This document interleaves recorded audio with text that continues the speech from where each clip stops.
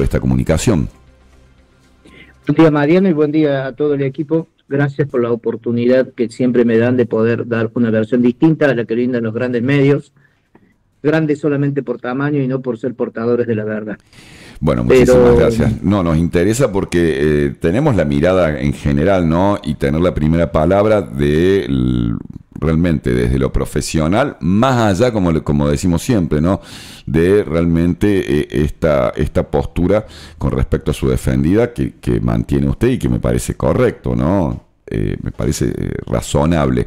No obstante, tener de primera, para nosotros es un placer, ¿no? Y nos parece fantástico poder tener en primera palabra realmente actores principales de esta causa del neonatal. Bueno, estamos en una semana más.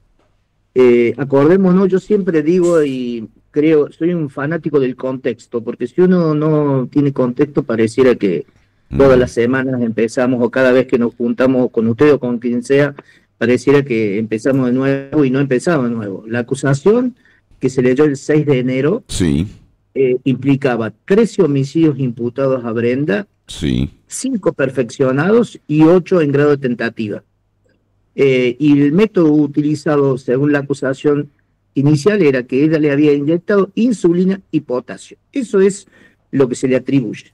¿Qué tenemos que averiguar? ¿Qué deberíamos haber averiguado en la investigación penal preparatoria? Los hechos, la autoría y el delito que se puede haber cometido con una amplitud que tiene la investigación penal preparatoria que no se hizo, razón por la cual hay líneas de investigación que debieron hacerse en ese momento que no se hicieron, y hoy el juicio no está preparado para iniciar líneas de investigación, no solamente porque retrasa, sino porque ya pasaron 2 años. Y tal vez esa fue la intención, que pasen 2 años y ya no tengamos líneas de investigación. Lo que nosotros tenemos que hacer es analizar en profundidad y científicamente cuál es la prueba que ya tenemos.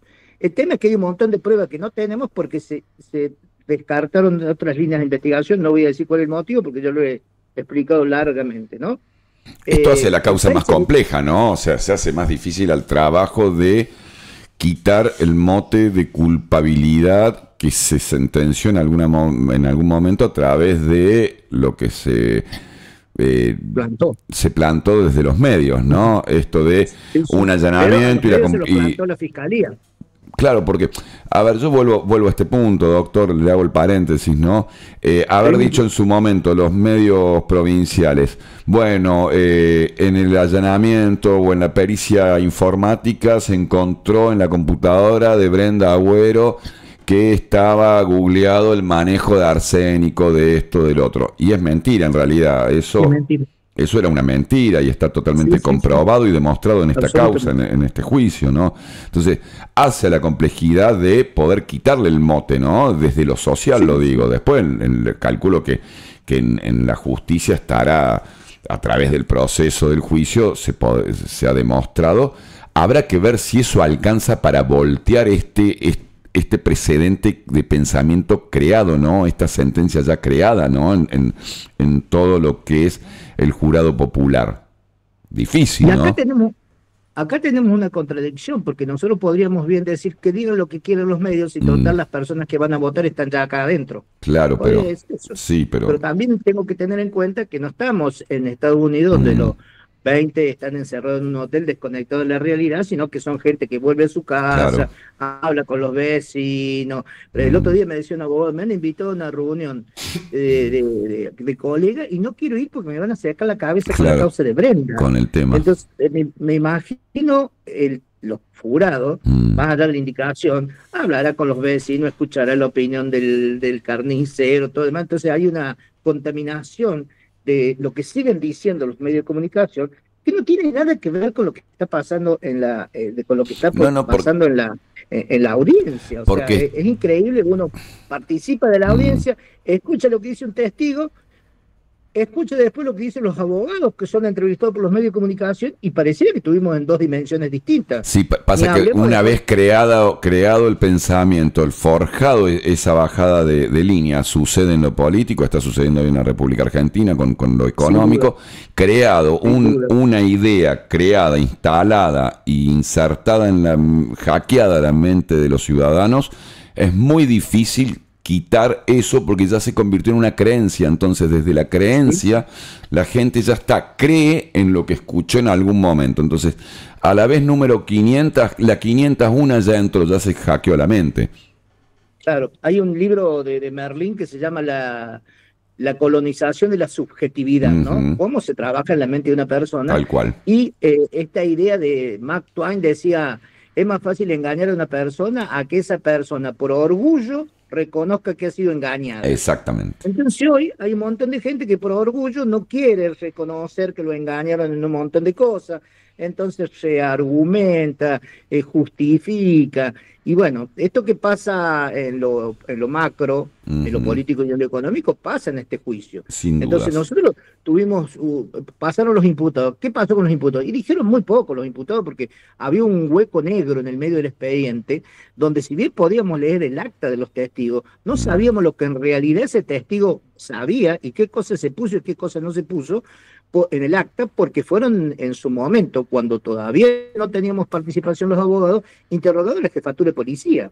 Me imagino un testigo, médico, médico, enfermero, que lo llaman a declarar en el invierno del 2022, donde ya todo el mundo era sospechoso, donde se le había detenido a Brenda, pero no se sabía si Brenda era parte de una banda. Yo en un edificio como el de la jefatura, lleno de policías, lleno de móviles policiales, al cuarto piso, división homicidio, 8 de la noche, fría noche de invierno, y yo firmo lo que me digan, no me voy a poner a discutir con el policía que me interroga, ¿se entiende?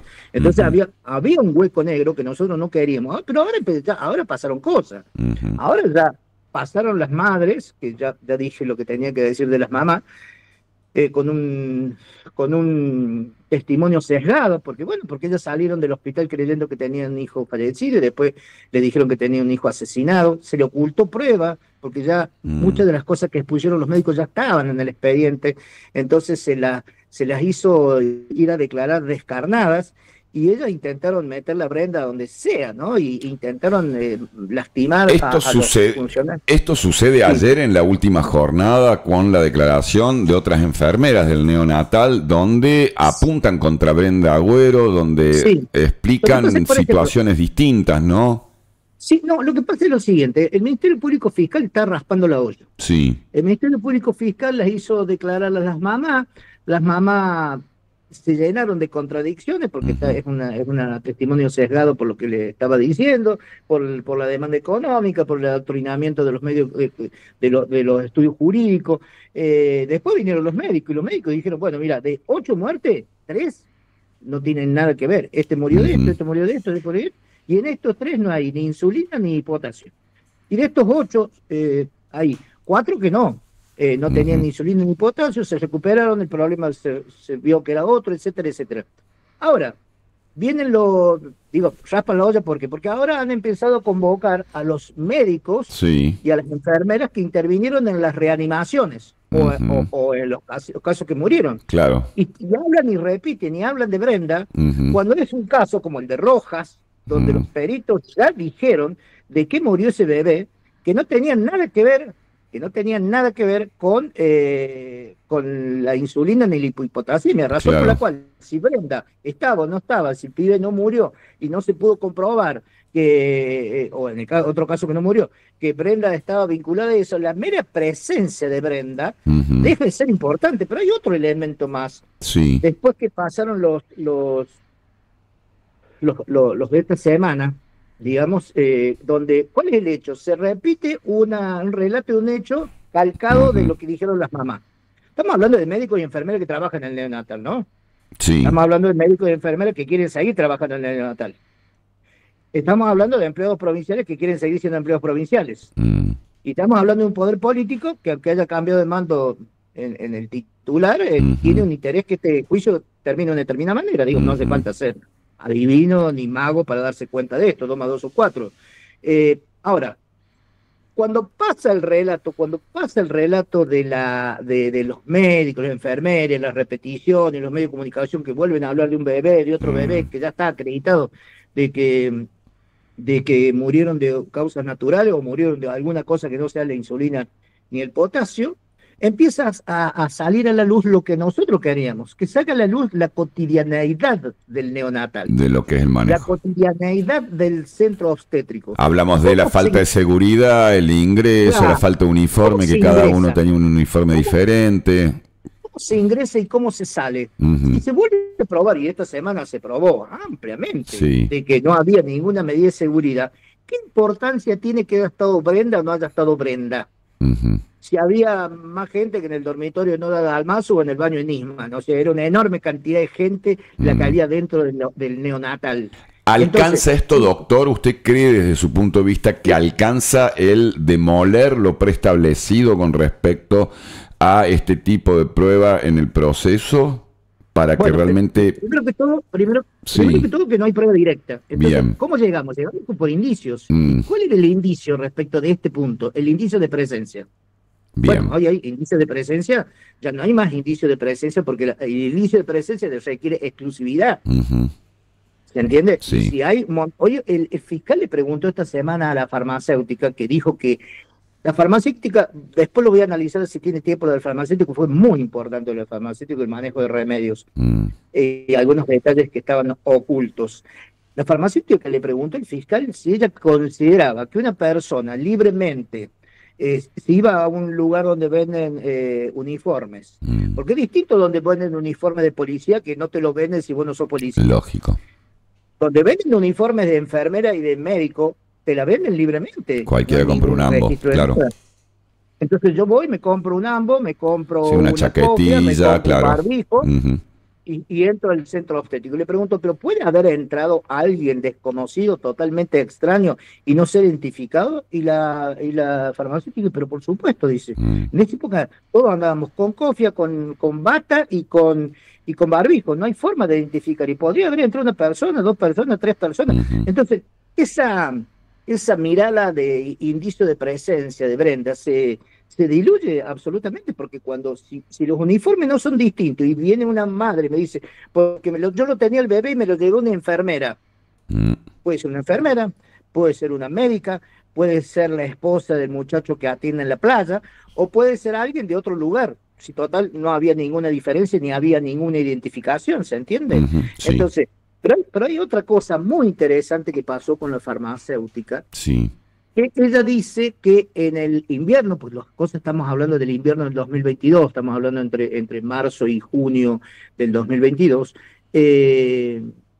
dice, en ese momento hacía un año que farmacia no tenía responsable. La ujú, titular hacía un año que estaba con una carpeta psiquiátrica, razón por la cual yo me quedé al frente y seguí la organización de ella, y había un sistema que no pude cambiar, hasta mm, tanto me pusieron a mí de titular, por el cual desde el centro obstétrico, las enfermeras por teléfono pedían faltantes de remedios, el que sea, y la gente, y nosotros se las llevábamos, o a veces nosotros íbamos, y entonces si había remedios que reponer, se reponía. Cualquier remedio, sí, sí, cualquier remedio, incluido el potasio, sí, incluido el potasio, dice.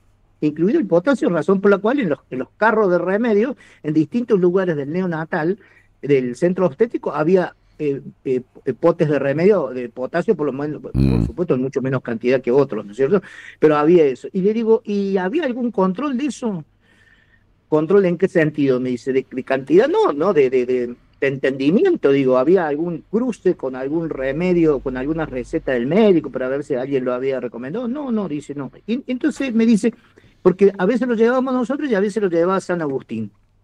Y yo, ¿quién es San Agustín? Bueno, San Agustín es una empresa tercerizada que trabaja dentro de farmacia. ¿Tercerizada para qué? No, no lo sé, eso. Trabajan ahí con nosotros, son 5 empleados que entran a las 8 y salen a las 2 de la tarde. Ellos manejan remedios y ellos reponen remedios. No son empleados públicos, no son empleados Claro. públicos. ¿Y qué función cumplen? Bueno, nos ayudan.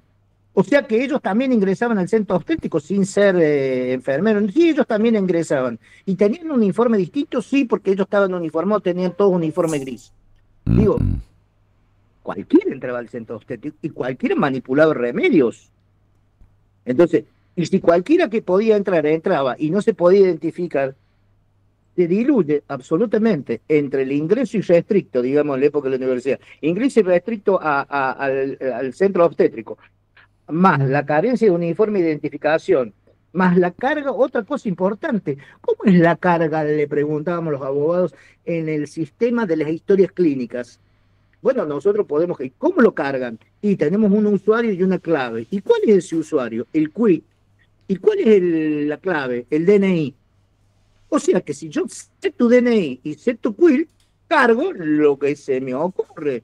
Bueno, sí, no creo que nadie sepa el DNI de todo, pero si tengo el DNI de determinada persona, cargo como Y quiero. en muchos casos hasta está en Google, o sea, pones el nombre de la persona y te sale el padrón. Claro, entonces... Si buscas un claro, padrón electoral, te sale el DNI, y si le agregas el 20 el 4, de acuerdo a la edad, claro, te sale el QUIL. Y más si sos empleado, No o es sea, tan puede difícil, haber, cualquiera claro. puede entrar y cualquiera puede caer. Entonces, ¿qué tan confiable es la carga de la historia clínica, lo que dice la historia clínica? ¿Cómo es la distribución de remedios? Y empieza a pasar esto que yo digo, que es raspar la olla, porque empiezan a desfilar algunos médicos que quieren seguir siendo médicos y otros médicos que no están dispuestos a mentir, que están dispuestos a decir la verdad. Entonces, el día martes pasó una cosa muy emblemática, que fue una médica muy joven, no voy a decir el nombre, que estuvo sentada ahí, la tuvieron 2 horas y media, en una verdadera interrogatorio de comisaría del año 77 en el Cabildo, ¿no? Entonces se genera un conflicto porque primero cuando la testigo te dice el perro era verde, ya está, ya dijo que era verde, no hace falta insistir. Claro, eso le iba a preguntar, usted me hace esta referencia, el parangón es a una cuestión casi violentar a un testigo desde la fiscalía. Dar un testigo. Claro. Interrogarlo 1 hora y media, 2 horas, porque primero interroga la fiscalía, después interrogamos nosotros. Claro. Cuando yo me llega el momento que hay una testigo que ya lloró 3 veces, claro, está que ya le pidió desgastado. pañuelo al policía, que ya pidió un cuarto intermedio porque se sentía mal, donde le empiezan a hostigar que por qué no hizo la denuncia, la médica dice, yo no hice la denuncia porque yo estaba tratando de salvar vidas. No es un tema mío el tema de la denuncia. ¿Y por qué no hizo la Bueno, entonces, ¿qué me queda a mí como abogado defensor? Y preguntarle si tiene un perro y cómo se llama el perro. No me queda mucho más para preguntar. Entonces, por vía de hecho, se vulnera el derecho de defensa. Pero hay una cosa que para mí es fundamental, que es cómo se ha empezado a debilitar la acusación. Aquello con lo cual llegaron, hoy ya está muy debilitado. Hoy el indicio de presencia no existe más. Claro. La serialidad no existe más. Bueno, ahí quizá coincide con la baja o el poco seguimiento que tiene, porque lo vemos en la semana, el poco seguimiento que ya tiene la causa neonatal de los medios más importantes de la provincia o de los medios hegemónicos. No hay nadie en tribunales. No sé si vos has podido ir a la sala está en el tercer subsuelo, claro, en un hueco, que el otro día se cortó el aire acondicionado, que es un homónimo, en un hueco, en un verdadero sótano en el tercer subsuelo, y hay al frente 2 salas de espejo. Los primeros días, no ni hablemos del primer día, el segundo día, 15 de enero, estaba lleno de periodistas.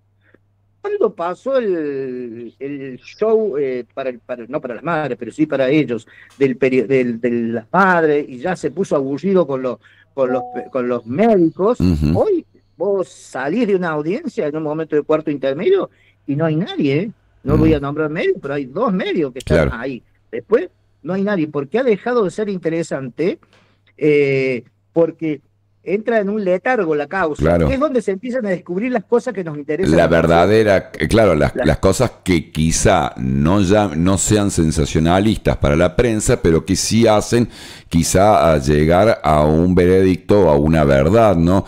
Por eso, Gustavo, en esto, según su perspectiva, ¿no? Como abogado defensor de Brenda, lógicamente, ¿es la prueba suficiente para que el jurado popular comprenda lo complejo que es la decisión de sentenciar, de hacer culpable a Brenda? Yo te digo que nosotros nos entrenamos para el jurado popular de una manera diferente de la que nos entrenamos para los jueces técnicos. Lógico. Porque yo cuando hablo con un juez técnico les puedo hablar de principio de mala justificación, les puedo hablar de sana crítica racional, les puedo hablar de psicología del testimonio, y estamos hablando el mismo idioma. Con el jurado popular pasa otra cosa. Ahora, como yo no lo puedo subestimar al jurado popular, Claro. yo no puedo pensar que es un tonto porque tiene un almacén y cometió el pecado de no ser abogado. Estaría O es subestimando. un iluso Claro. porque es un doctor especializado en cirugía de cerebro y no es abogado. Yo creo en lo básico que es el sentido común, la lógica, y algo que me parece que ya empieza a parecer muy evidente, como que se está raspando la olla. Hoy por hoy ya quedó en claro, Sí. yo no soy abogado defensor de los funcionarios, pero ya quedó en claro que la primera denuncia sobre esto que estaba pasando no es la del 4 de julio de Luperi. La primera denuncia la ordenó un funcionario público el 6 de junio del 2022, nada más que la fiscal que recibió la causa no la movió. Claro. Razón por la cual se hubiera, claro, era mucho más, una cosa son 2 autopsias judiciales el 7 de junio y otra, Luperi, que fue y dijo que había 14 homicidios cometidos. Entonces, generó otro estrépito y por eso se la pasaron a Garzón. Pero hoy por hoy está claro de que no había serialidad. Hoy por hoy está claro de que no es verdad de que había un ingreso restringido al centro obstétrico. Hoy está claro de que los remedios circulaban de cualquier manera. Hoy está claro de que los uniformes eran indiferentes. Y hoy está claro de que muchas de las afirmaciones que dijeron las madres, sobre todo, no solamente sobre Brenda, sino sobre los funcionarios, donde inventaron, porque yo tengo que tener por inventado lo que no se puede probar, reuniones de apriete que en realidad no existieron.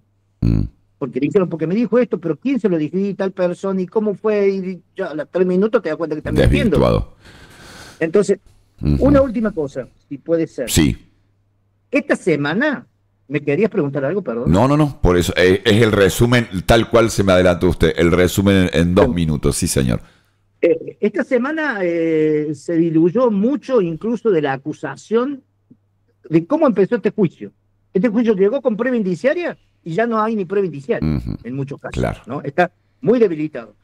El Ministerio Público Fiscal empezó a raspar la olla y empieza a ver de los 500 o de los 100 testigos, alguno que diga, sí, porque Brenda tenía mal aliento, sí, porque Brenda no desayunaba con nosotros, los trae, y entonces el testigo le dice, porque usted acá dijo, hablando en la jefatura de policía, ¿no? Sí. En el invierno donde no había control de policía. Sí. Usted acá dijo que se decía que Brenda tenía participación. ¿Quién se lo dijo? Bueno, no, la verdad que no me acuerdo. ¿Y de dónde sacó esto? Y por un rumor, que se lo dijo quién. O sea, se empieza a caer todo lo que era rumor, todo lo que era invento, todo lo que era grandilocuencia, se empieza a caer. ¿Y qué queda?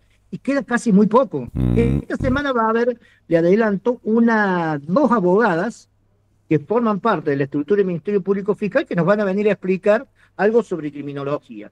No sé si esta chica, que deben ser abogadas recibidas de hace poco, alguna vez se cruzaron con algún libro de criminología. Y nos van a venir a hablar de criminología. Yo tengo una maestría sobre criminología y sobre criminalistas, les voy a preguntar qué piensan algunos autores y cómo se investiga. Pero por lo pronto hay un dato. Ese estudio que yo le dije al fiscal, no hagamos un informe, ¿qué hay diferencia entre un informe y una pericia? El informe lo hacen ellos y la pericia se hace con peritos de control de parte. Es muy diferente. No hagamos un informe ahora, hagamos una pericia y la hagamos más adelante. ¿Por qué? Porque ese informe criminológico que nos van a venir a vender como una gran cosa, se hizo con 21 cuerpos. Hoy tenemos 54.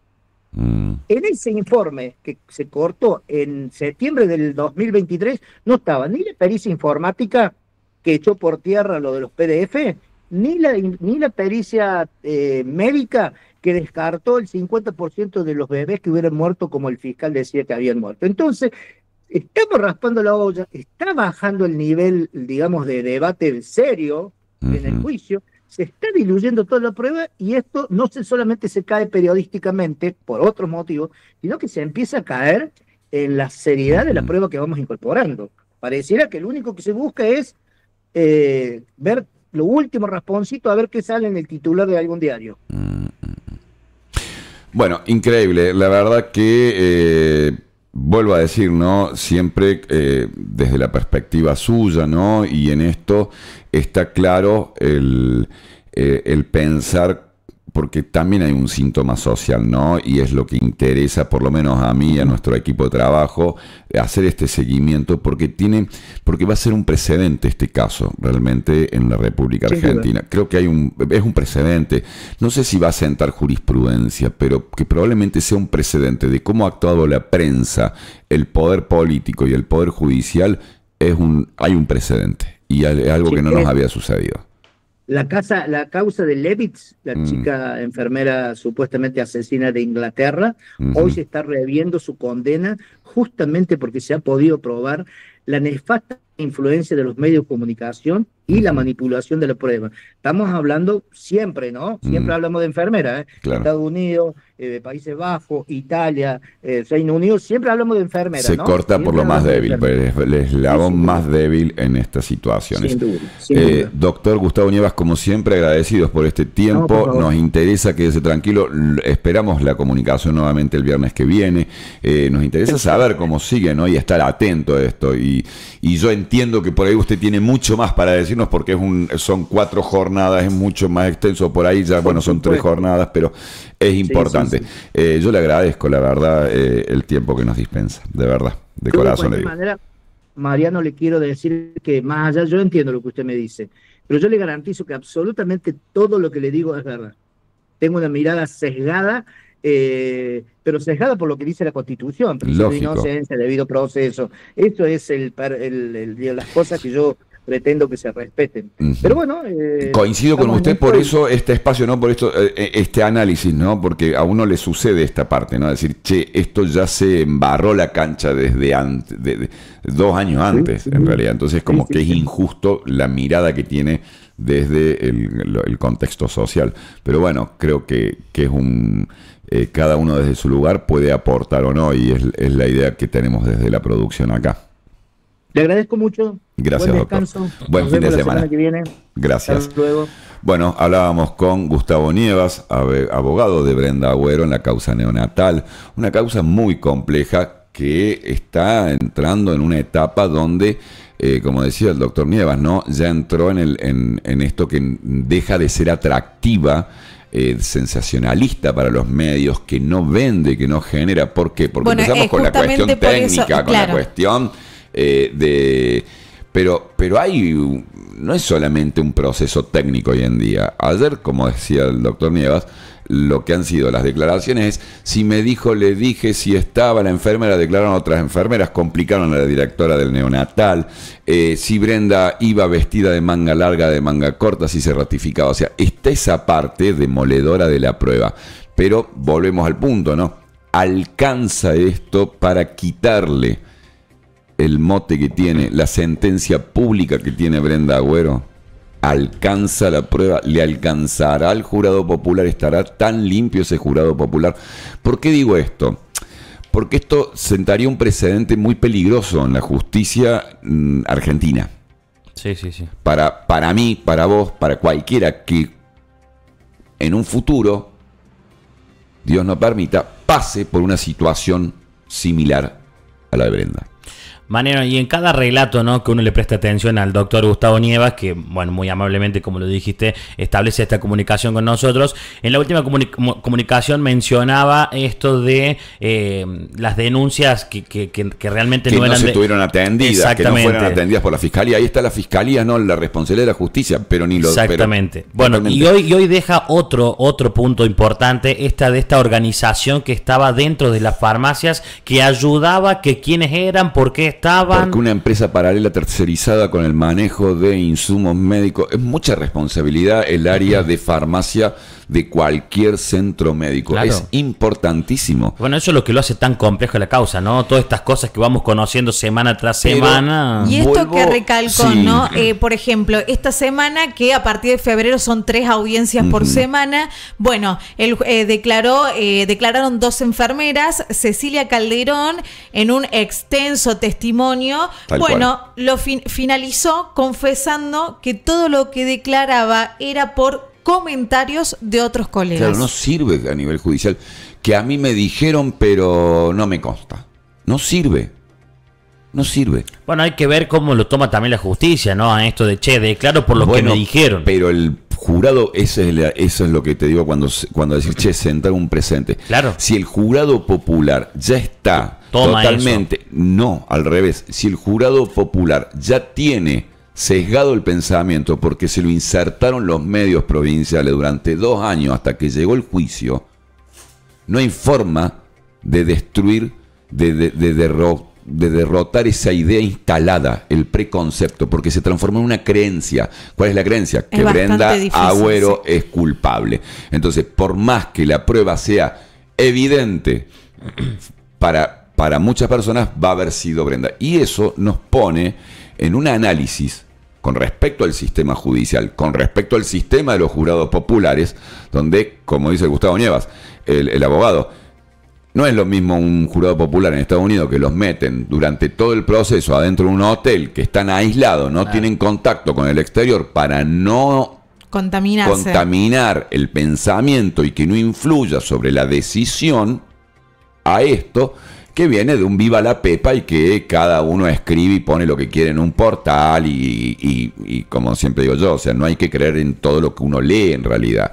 O sea, hasta los grandes medios a veces se equivocan y te publican una fake news por error de chequear, porque sabemos que hay fake news. Entonces, esto nos debe dar al análisis de analizar este sistema judicial del jurado popular. Porque hasta que te toca, Dios nos libre de tener que quedar en manos de un jurado popular a la decisión tan importante que es como una sentencia de culpabilidad sobre asesinatos. Es gravísima la situación. Y es gravísimo que estemos atravesando este proceso a través de jurados populares. Lo han hecho a propósito el tema del jurado popular, porque saben que el jurado popular ya tiene el pensamiento instalado. Es complicado, pero... La colonización de la subjetividad, el libro que recomendó el doctor. Y lo recomendamos, exactamente. Está bueno volver. Realmente hace años que uno no toca estos temas o no vuelve a este tipo de análisis con respecto al pensamiento. Pero así está pasando en la economía.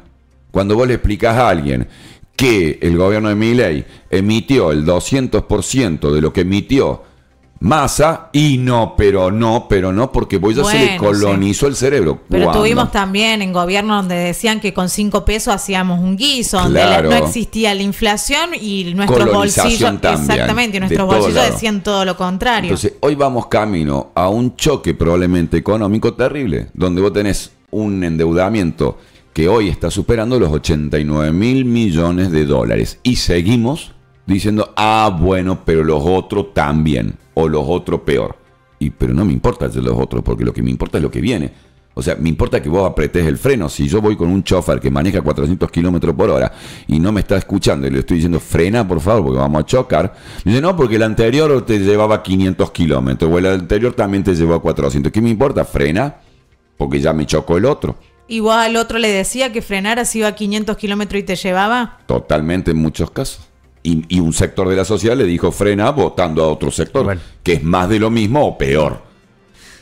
Estamos muy complicados. No, estamos muy complicados. 1 minuto de la hora 9, tanda cortita en primer.